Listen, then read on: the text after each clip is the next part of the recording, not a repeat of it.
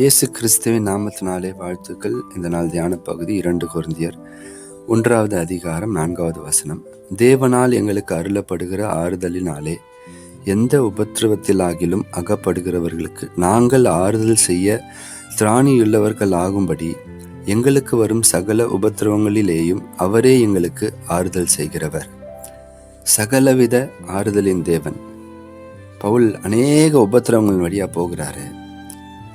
அவர் போகிறது மாத்திரமல்ல, உபத்திரவங்களில் போகிற நமக்கும் அவர் கொடுக்கிற ஒரு உற்சாகம் அப்படின்னா பாருங்க.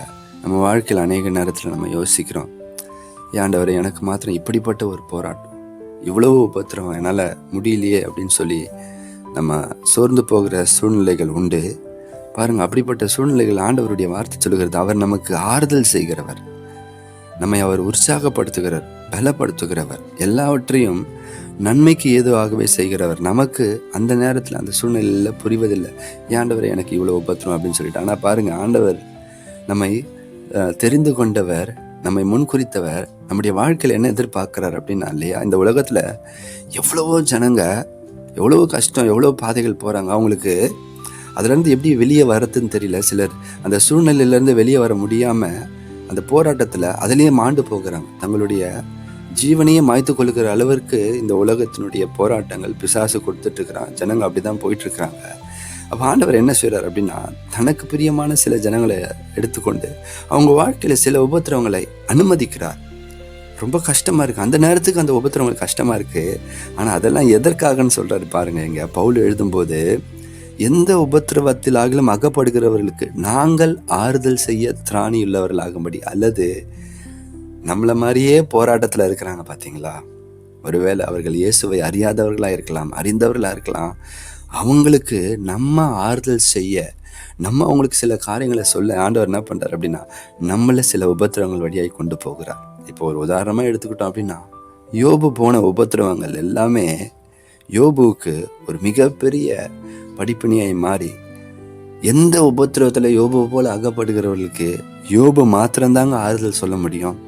அவன் ஆறுதல் மாத்திரம்தான் அந்த இடத்துல, அந்த ஜனங்க மத்தியில் இருதயத்தில் கிரியை செய்யும்.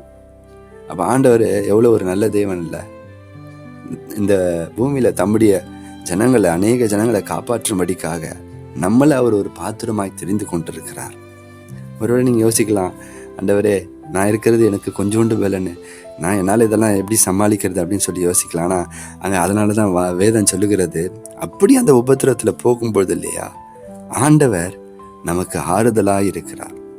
எப்படினில் கிறிஸ்துவனுடைய பாடுகள் எங்களிடத்தில் பெருகுகிறது போல கிறிஸ்துவினாலே எங்களுக்கு ஆறுதலும் பெருகுகிறது. பாடுகளை அனுமதிக்கிறவர் நம்மை ஆறுதல் படுத்துகிற தேவனுமாக இருக்கிறார்.